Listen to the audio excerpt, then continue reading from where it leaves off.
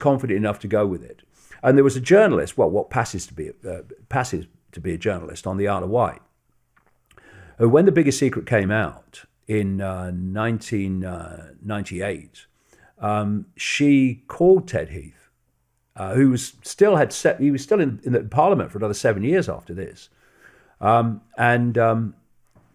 read him the passage. And all he said was, "David Icke must be mad." That was it. And you see what I've accused him of? But never went anywhere, because they don't want this stuff in court. One other thing, very quickly, one of the little tricks they do is when they're really in trouble over people and stuff, or whatever, stuff like that, they'll produce someone who doesn't tell the truth. They'll name the people that others are naming truthfully, and then they'll be exposed as a fraud. And in doing that, they seek to, and it works, they seek to discredit all those people who are telling the truth through one who is not telling the truth, either through mind control or through the fact that he's just doing it because he's doing it.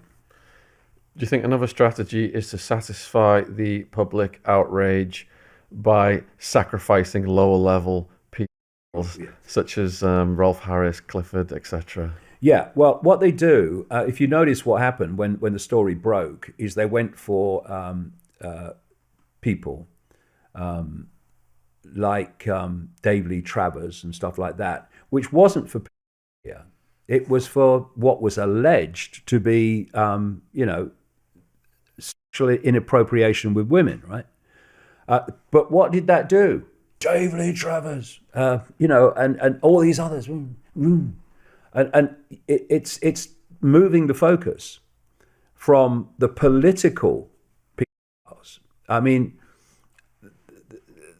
the scale of it is absolutely fantastic. And it's happening in America as it's happening in Britain, as it's happening around the world. It's a ring.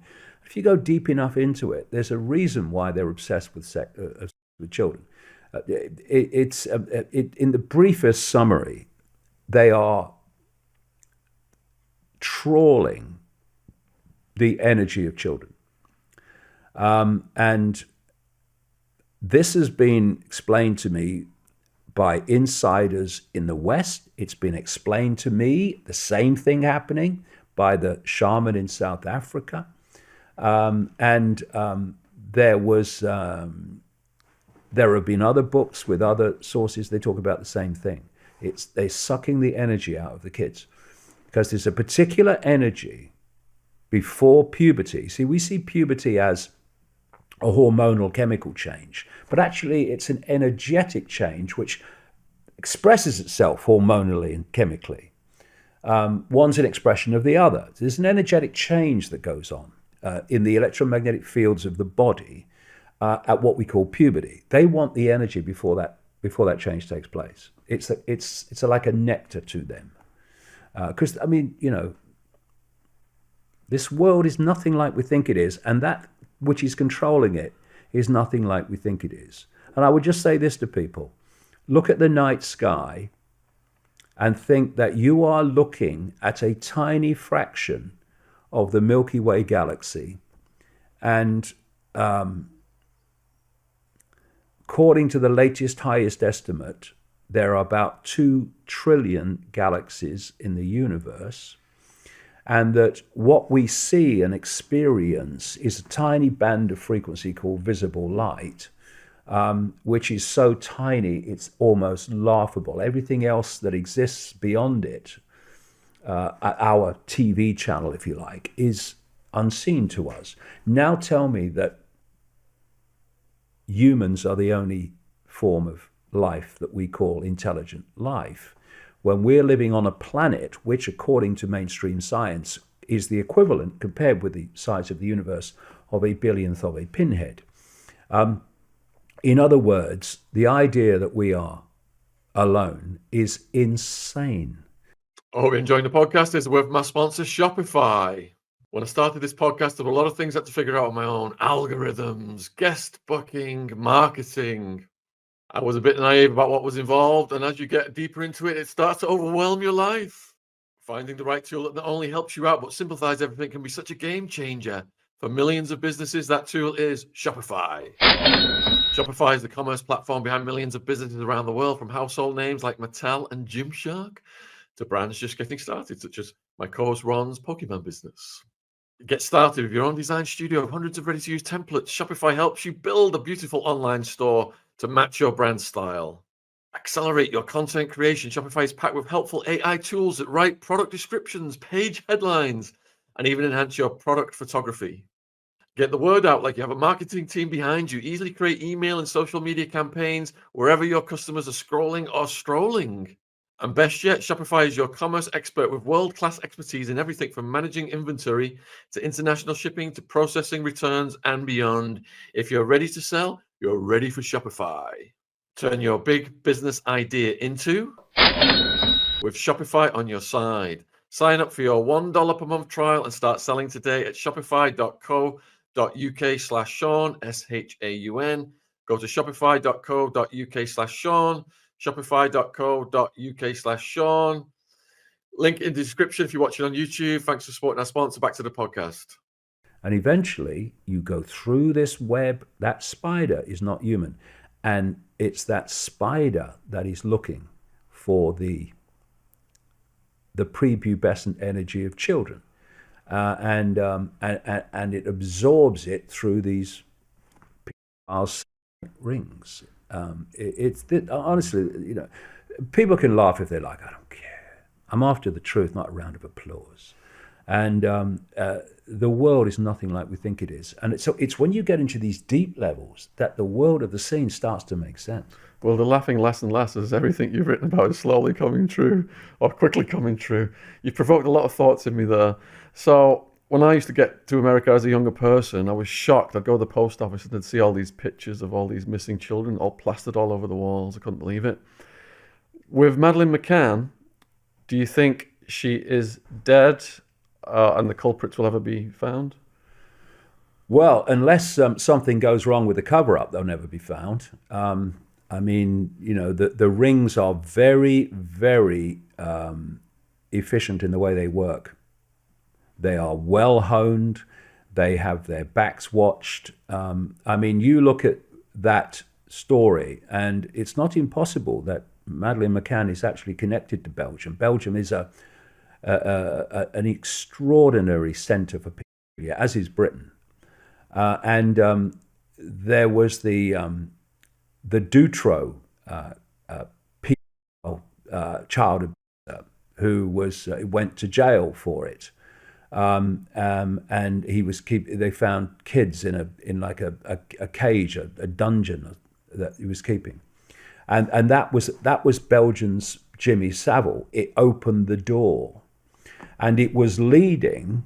Of course, it was leading. It always leads to the upper echelon of society in Belgium.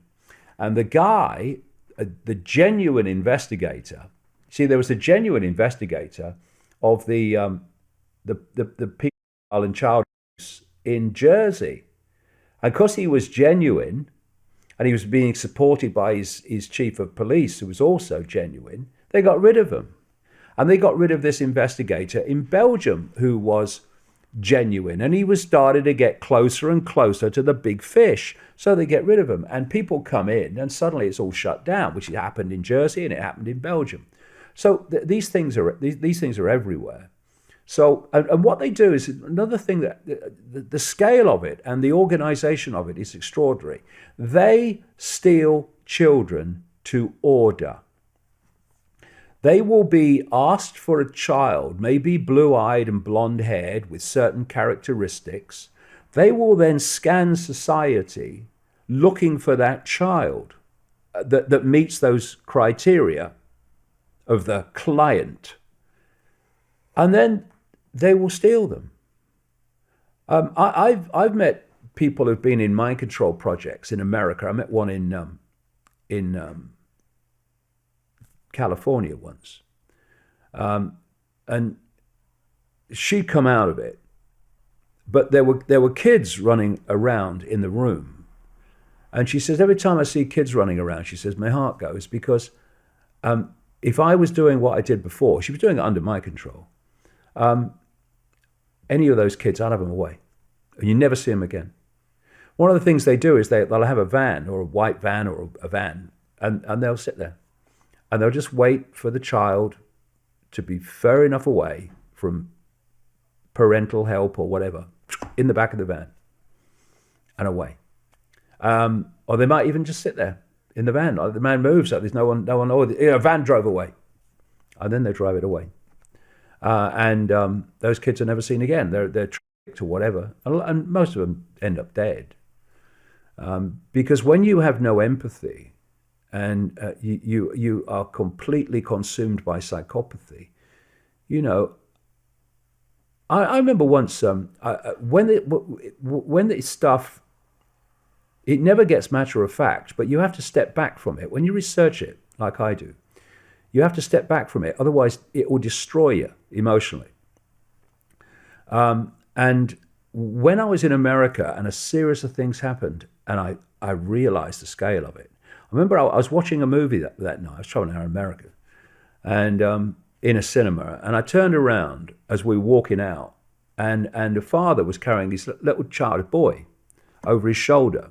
So the boy was looking back at me as his father went forward. I was standing behind, and I looked at this child's face, and I just started to cry, because I'm looking at that face of an innocent little kid, and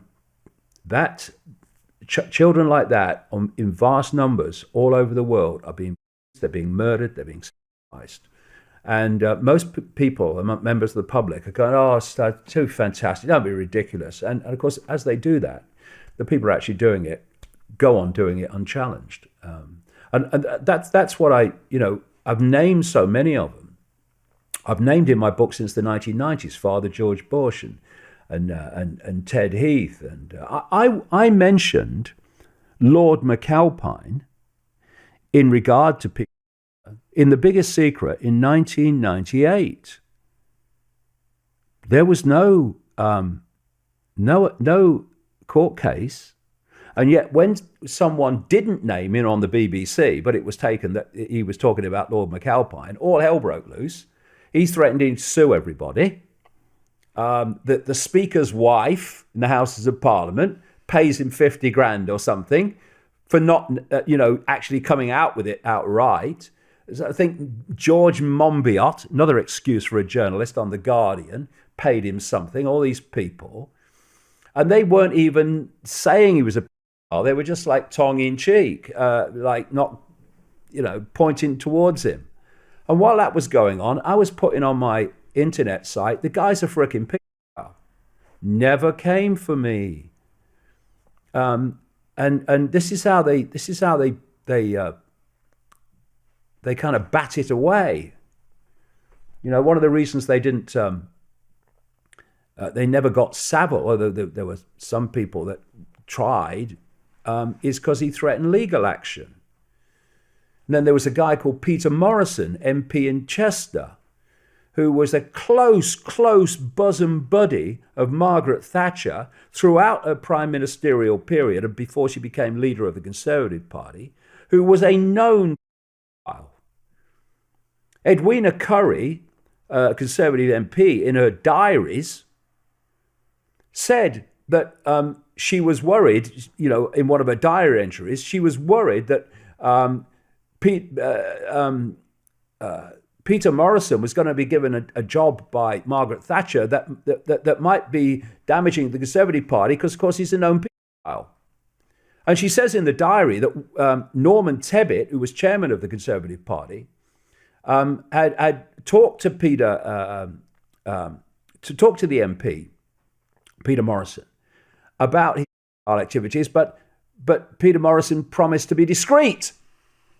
So now we have it in Edwina Currie's own diary. The chairman of the Conservative Party knew this guy was a pedophile. And I remember the former Daily Mirror editor saying they wanted to get Peter Morrison for his pedophile, but he always threatened with them with legal action. So now you have a pedophile, Peter Morrison, who was a very close associate and supporter and bosom buddy of Margaret Thatcher. You have Lord McAlpine, who was the Svengali and money maker for the campaigns of Margaret Thatcher. And you had Margaret Thatcher, who was a close friend of Jimmy Savile, who was a close friend of the British royal family. It's a cesspit, Shaun. A frickin' cesspit. And we have to have the bucks to say so. And if we're sure of our facts, to name names and not worry about consequences, but let the names worry about the consequences. Because they'll never have those consequences while people are in fear of speaking the truth. So I was raised Catholic, and I know Catholic priests that do good work around the world. But then I watch these documentaries on Netflix like Sins of the Father, where these priests, Catholic Church brings in the highest priced lawyers, gets them either minimum sentences or no sentences, promises the victims that justice will be served and they'll be disciplined, this won't happen again. And all they do is move them 20 miles away to another area where they do exactly the same thing. And then they come in and protect them and protect them and protect them. Is the Vatican running and protecting one of the biggest networks in the world? 100%. You see, again, you have to connect dots, and you have to connect dots not just in present day, but across the centuries. The Church of Rome, what is now known as the Roman Church, is the Church of Babylon relocated. Christianity is a publicly acceptable face of the religion of Babylon. And the Babylonian religion involved pedophilia and Satanism. It was a satanic religion.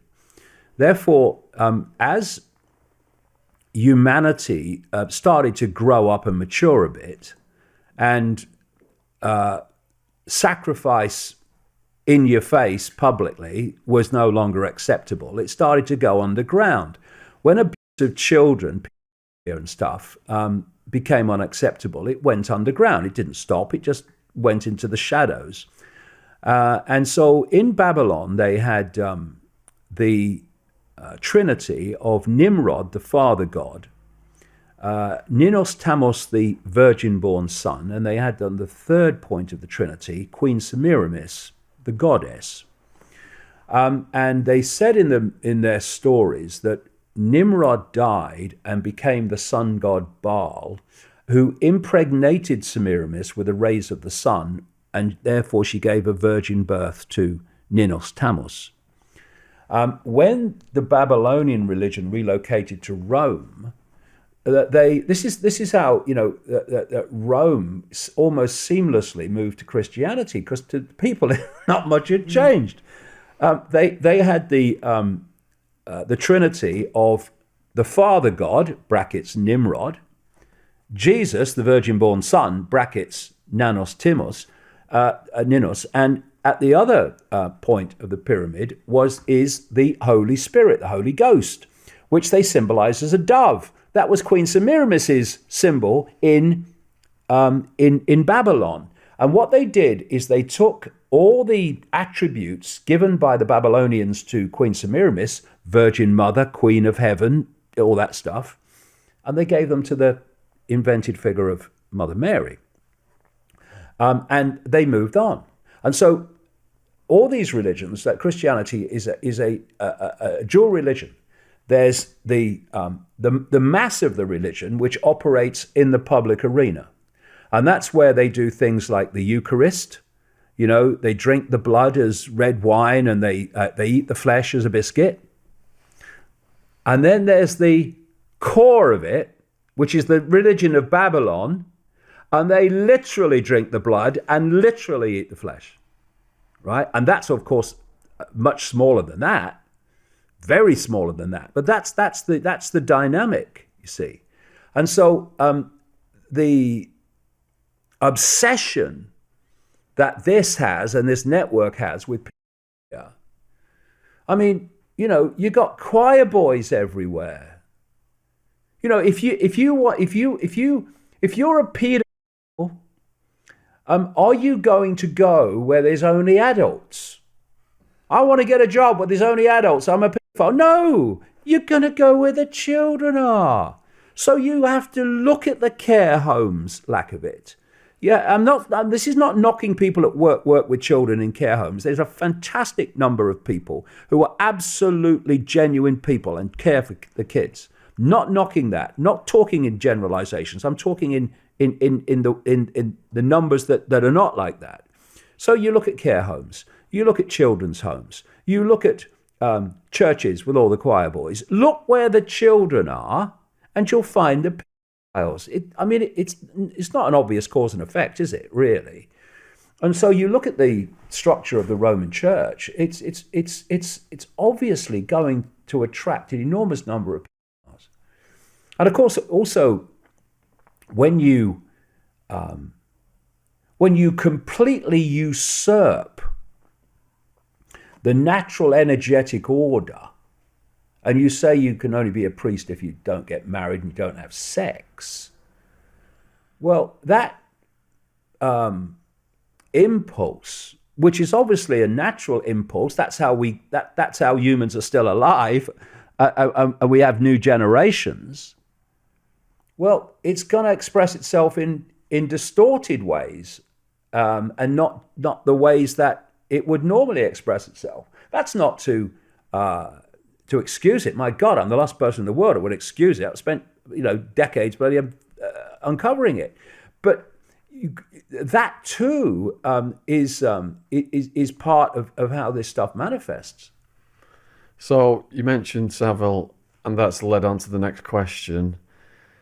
I read Princess Di's book in her own words. You said about him having access to all of the inner royal circle.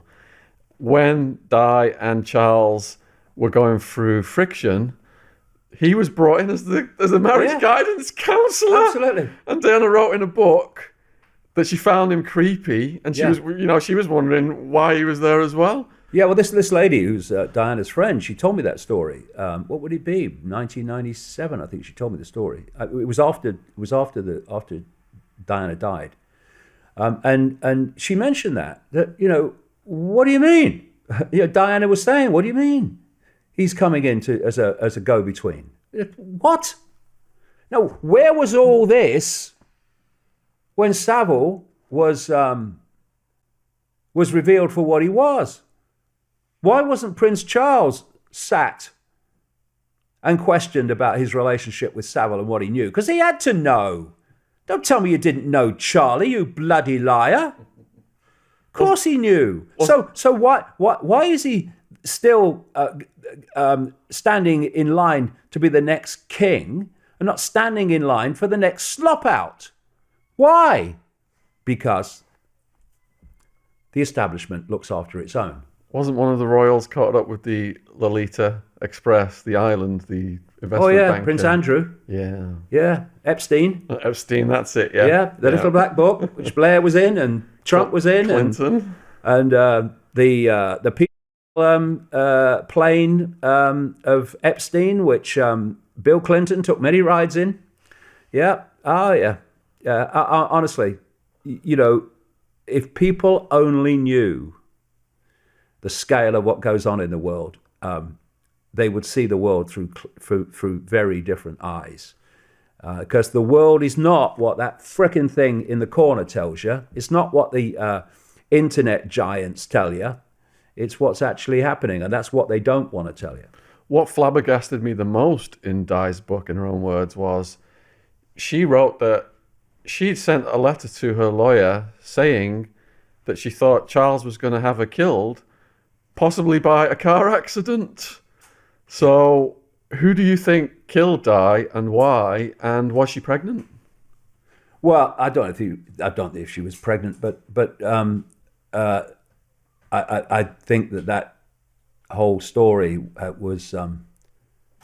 was full of holes and full of propaganda rather than truth. But you mentioned the letter. The friend of Diana, she was a alternative healer at what was then called, it's still there, the Hope Clinic near Regent's Park. Hope you're enjoying the podcast. It's a word from our sponsor. Before I lock Jen down with baby Ziggy, Her ideal man was a rugby player with thick, dark hair. And before he trapped me with Stockholm Syndrome, that was my dream. But look what I've ended up with, guys. Lucky me. As a young man, I went from having a George Michael quiff to looking like Moby overnight. So I understand the depression you go through. If only they'd had manual hair service back then, which is revolutionizing hair loss treatment by combining science, tech, and medical expertise to deliver personalized, cutting-edge treatment plans. Manual has treatment options to target all stages of hair loss. 92% of men who use manuals hair plans saw improvement in their hair loss. You can receive your first treatment as little as 2 days, and most men see results in as little as 3 to 6 months.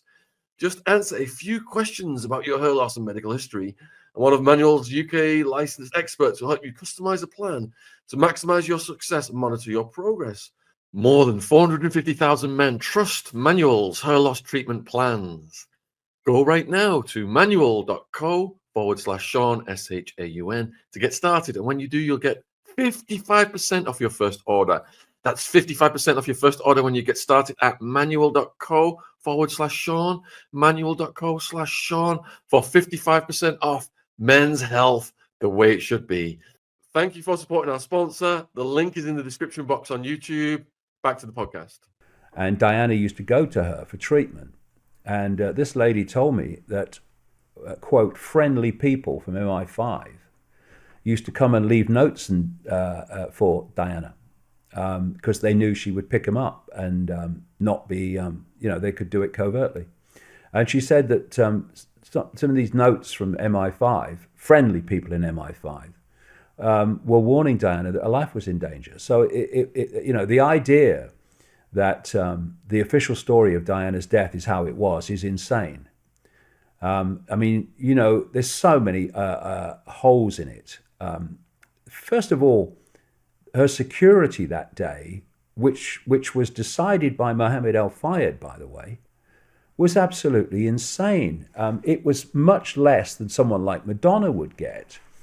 And they were offered the chance by the French authorities for the French area of the authorities which looked after celebrities and the security of celebrities in Paris to increase the security, and it was turned down. And then you have this situation where they decide it was Dodi Fayed on the phone to his father, and they decided, in other words, his father must have decided, because he ran Dodi Fayed with a rod of iron, really, in terms of everything he said went. And they decided that they were going to put a decoy car out the front, which was the car that Diana and him had been traveling in around Paris all day. And they were also going to put the one protection vehicle with that to kid the... they were going to put it out the front to kid the so-called paparazzi that they were going to come out.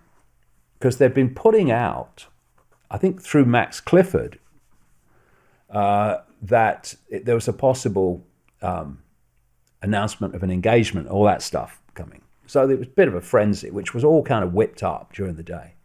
And the other plan was that another car would be brought out the back, and they would go to Dodi Fayed's flat next to the Arc de Triomphe in that car, and that Henri Paul, the security guy at the Ritz Hotel, would be pulled back in from wherever he was. He disappeared for 3 hours. No one seems to know where he went, to drive the car.